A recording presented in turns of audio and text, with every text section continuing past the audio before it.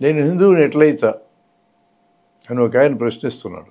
మాల మాదిగ అనే పేరుతో తరతరాల నుంచి కొన్ని వేల సంవత్సరాల నుంచి ఊరికి చివర మాదిగ పల్లెలు మాలపల్లెలను కట్టి వాళ్ళని ఊళ్ళో మనుషుల కింద భావించకుండా ఉన్న తర్వాత వాళ్ళని అంటరాని వారుగా దూరం పెట్టిన తర్వాత అంటరానితనం అమానుషమని రాజ్యాంగ వ్యతిరేకమని చట్టపరమైన భద్రత ఇచ్చినా కూడా ఇంకా అమలు జరగకుండా ఉన్న చోట్ల ఎందుకని మాలా మాదిగలు హిందూ మతంలో ఉండాలి? నిచ్చెనమెట్ల కుల వ్యవస్థను తయారు చేసిన హిందూ మతం అది సరైందే అని ఇప్పటికే వాదించే పెద్ద మనుషులు ఆ మతాన్ని ఉన్న దగ్గర మానవులందరూ సమానమే, భగవంతుడు నమ్మే వాళ్ళైతే భగవంతుడు పుట్టించిన మనుషులందరూ సమానమే అని విశ్వసించకుండా కొంతమంది మనుషుల్ని కులం పేరుతో దూరం పెట్టిన తర్వాత దూరం పెట్టబడిన వాళ్ళకి హిందూ మతం మీద ప్రేమ ఎందుకు ఉండాలి అని అడుగుతున్నారు. అలా కుల వివక్ష చూడకుండా ఉంటాయి అనుకున్నటువంటి ముస్లిం మతం వైపు క్రిస్టియన్ మతం వైపు వీళ్ళు చూడడాన్ని ఏ విధంగా అరికడతారు? వెళ్ళిన వాళ్ళని గర్వాపసి అనే కార్యక్రమం చేసి తిరిగి హిందూ మతంలోకి రమ్మని అంటున్నారు. కానీ హిందూ మతంలోకి మేము వస్తామంటే మాకు బ్రాహ్మణ కులం ఇస్తారా, వైశ్య కులం ఇస్తారా, రెడ్ల కులం ఇస్తారా, కమ్మ కులం ఇస్తారా అంటే ఇస్తారా? వాళ్ళు ఇష్టం వచ్చిన కులంలోకి వచ్చే అవకాశం మీరు కల్పిస్తారా? తిరిగి వచ్చిన తర్వాత కూడా మళ్ళీ మాలా మాదిగా అలా వెనకబడి కులాలను మీరు పెట్టేటట్లయితే మేమెందుకు ఈ కులంలోకి రావాలి మరలా అని అడుగుతున్నారు. సామాజికంగా మీకుండి హోదా మాకు ఇస్తారా? ఇవ్వరు కదా. ఆ కులాల్లో ఇలా కులం పేరుతో వివక్ష లేదనే పేరుతో మత మార్పిడులు జరిగినాయి. అదొక ప్రధానమైన కారణం. మత మార్పిడులకు ఆర్థిక కోణం ఉంటూ ఉండొచ్చు, అక్కడ కూడా ఉంది సమస్య. ఆర్థికంగా అభివృద్ధి అయిన కులాలు హిందూ మతంలో, ఆ పైన 4-5 కులాలు ఆ ఆర్థిక సంపత్తి వెనుకబడిన కులాలకు అందివ్వడానికి వీళ్ళు ఇష్టపడకపోయిన తర్వాత ఆర్థికంగా కూడా కారణం కాకుండా ఎలా పోతుంది మతాలు మారడానికి? మత మార్పిడుల్ని చట్టం చేసి నిషేధిస్తే సమస్య ఏం పరిష్కారం కాదు. గర్వాపసి అని ఎలుగెత్తి పెద్దగా అరిస్తే పరిష్కారం కాదు. ఘర్ బాగుంటే వాపసే వస్తారు. ఘర్ను బాగు చేయండి ముందు. హిందూ మతంలో కుల వివక్ష మేము పాటించం ప్రకటించండి, ప్రాక్టికల్గా చేయండి. హిందూ మతంలోకి వచ్చినటువంటి గర్వాపసి వచ్చిన అందరూ ఇంకా ఘర్లోంచి బయటకు పోకుండా ఉన్న వాళ్ళందరికీ ఆర్థికపరమైన భద్రత ఇస్తామని చెప్పండి, సామాజిక పరమైన హోదా ఇస్తామని చెప్పండి, అమలు చేయండి. ఎందుకు పోతారు మతం వదిలి? ఎవడు మతంలో వాడు ఉంటాడు అంతే. భారత రాజ్యాంగం స్వేచ్ఛ ఇచ్చింది, ఏ మతంలో ఉండే అవకాశం ఇచ్చింది. ఇష్టం లేకపోతే ఏ మతంలోకి పోయే అవకాశం కూడా భారత రాజ్యాంగం ఇచ్చింది. ఇష్టం లేకుండా పోతున్నారంటే ఇష్టం లేకుండా ఉండడానికి కారణం ఏంటి చూడాలి కదా. సామాజిక పరమైనటువంటి వెనుకబాటుతనాన్ని సృష్టించి జన్మనితో రుద్దిన తర్వాత వాళ్ళకి ఎట్లా ప్రేమ ఉంటుంది మతం మీద? ఆర్థిక పరమైనటువంటి పరిస్థితులు ఈ రోజుకి కూడా బాగుపరచకుండా ఉన్న తర్వాత రిజర్వేషన్లు ఉపయోగించుకొని కొద్దిమందికి తప్ప మిగతా వాళ్ళకి ఆర్థికపరమైన వెసులుబాటు రాకుండా పోయిన తర్వాత అశేషమైన జనం ఇంకా ఎస్సీ ఎస్టీల్లో పేదరికంలో ఉన్న తర్వాత అడవుల్లో నివసించే ఆదివాసీలు భూములు మైదానాల్లో ఉండాలి ఆక్రమించుకోవడం మొదలెట్టిన తర్వాత వాళ్ళ భూమిలో ఉండే ఖనిజాలన్నింటినీ కార్పొరేట్లకు అడ్డగోలుగా దోచిపెట్టాలనే కోరిక ప్రభుత్వాలకు ఉన్న తర్వాత ఏ విధంగా వీళ్ళందరూ మేము హిందూ మతంలో ఉంటామని ప్రేమగా మాట్లాడతారు చెప్పండి? కాబట్టి మత మార్పిడులకు మూల కారణం కుల వ్యవస్థలో ఉంది. కుల వ్యవస్థ రద్దు కావాలని అంబేద్కర్ కోరుకున్నారు, కులం లేని సమాజం కావాలని కోరుకున్నారు. కానీ అది వచ్చేదాకా కులం పేరుతో వెనుకబాటుతనంలో ఉన్న వాళ్ళని, ఆ వెనుకబడుతనానికి కారణమైన సమాజం మొత్తం బాధ్యత తీసుకున్న వాళ్ళని అభివృద్ధి చేయాల్సిన అవసరం ఉంది. అందుకే రిజర్వేషన్ అవసరమైంది అన్నాడు ఆయన. రిజర్వేషన్ శాశ్వతమైన ఏర్పాటు కాదు. అభివృద్ధి అయిన తర్వాత రిజర్వేషన్ ఉండకూడదు. ఒక ఇంట్లో 5 మనుషులుంటే ఆ ఇంటి వనరులు 5కి సమానంగా అందుతాయి. రిజర్వేషన్ అర్థం చేసుకుంటే ఇల్లు చూడండి అర్థమవుతుంది. అందులో ఒక బిడ్డకు జబ్బు వస్తే ఆసుపత్రిలో జరిస్తే ఖర్చు అవుతుంది. నీ వాటా కింద 5వ వంతు మాత్రమే వనరులు వస్తాయి. ఈ వనరులు ఖర్చు అయ్యేదాకా నీకు వైద్యం చేయిస్తాను, ఆ తర్వాత వైద్యం చేయాల్సి వస్తే చేతులు ఎత్తేసి గాల్లో పెట్టేస్తాను నిన్నని చెప్పి ఏ తండ్రి అయినా తన బిడ్డ గురించి మాట్లాడతాడా? మిగతా 4కి చెందాల్సిన వనరులను కూడా తీసుకుని వాటిని కూడా ఈ బిడ్డకిచ్చి బతికించుకోవడానికి ప్రయత్నం చేస్తాడా? అలా ఆ బిడ్డకి న్యాయంగా చెందవలసిన వనరుల కంటే మించి రిజర్వ్ చేసి ఇతరుల నుంచి లాక్కోవడాన్నే రిజర్వేషన్ అంటారు.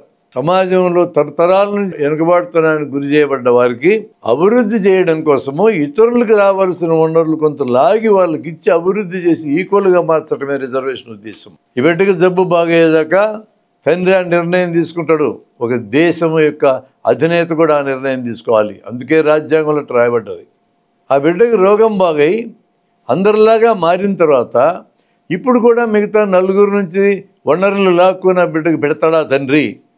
మిగతా నలుగురు ఒప్పుకుంటారా? రిజర్వేషన్ అవసరమైనంతవరకు సమస్య పరిష్కారం అయ్యేంతవరకు. అవసరం తీరిన తర్వాత రిజర్వేషన్ ఎవరు అంగీకరించరు? ఆ ఇంట్లో నలుగురు అంగీకరించరు. ఎస్సీ ఎస్టీ పేరుతో వెనుకబాటుతనం ఉన్నా లేదా బీసీ మైనారిటీ మహిళలు ఏ పేరుతోనైనా సరే, ఎస్సీ ఎస్టీ బీసీ మహిళలు మైనారిటీ పేరుతో వెనుకబాటుతనం దేశంలో ఉన్న తర్వాత ఆ వెనుకబాటుతనం పోయేదాకా ఇతరులకు అందాల్సిన వనరులు లాగి వీళ్ళకి ఇచ్చి అభివృద్ధి చేయాల్సిందే. కుటుంబంలో జరుగుతున్నదే. ఒకసారి సమానమైన తర్వాత ఆ తర్వాత ఇతరుల నుంచి వనరులు లాగడం నేరమవుతుంది.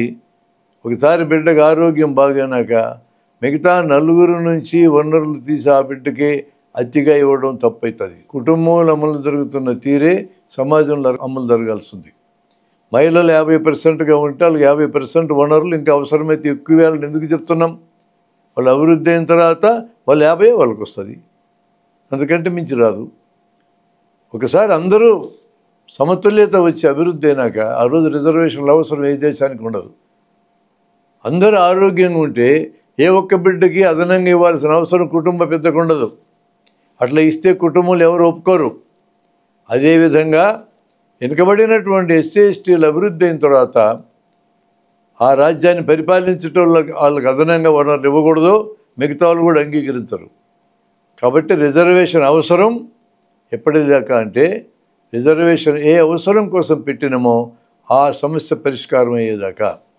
ఎన్నాళ్ళకి అవసరం తీరుతుంది? వెనుకబడిన వర్గాలకు అందజేయబడ్డటువంటి రిజర్వేషన్లు అందులో కొన్ని కులాలే వాడుకుని అందులో కొన్ని కుటుంబాలు వాడుకున్నంతకాలం ఎన్ని వందలేళ్ళు రిజర్వేషన్ ఇచ్చిన పరిష్కారం కాదు. ఆ సమస్యను మొదట అడ్రస్ చేయాల్సింది ఎవరంటే వనరులు ఉపయోగించుకుని అభివృద్ధి అయినటువంటి వాళ్ళే ముందు దాన్ని అడ్రస్ చేయాలి.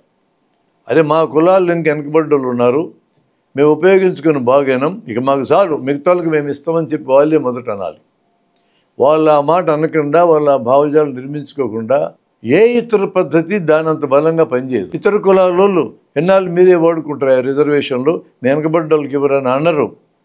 అలా అంటే వాళ్ళు మా కులాలకు వ్యతిరేకమని ఈ కులాల్లో నాయకత్వం వహించడం మిగతా వాళ్ళని ముందుకు నడిపి ఆ కులాల మీద చర్య తీసుకునే సమస్య ఉంది. అందుకని ఎవడు చెప్పడు మాకెందుకు బాగుపడతాడు పోతారు అనుకుంటారు. ప్రభుత్వం అభివృద్ధి అయ్యి రిజర్వేషన్ల ద్వారా అభివృద్ధి అయ్యి నిలదొక్కున్నటువంటి వాళ్ళకి మీకు ఇంకా ఆపుతామయ్యా మీ వెనుకోళ్ళకి ఇస్తామని అందు.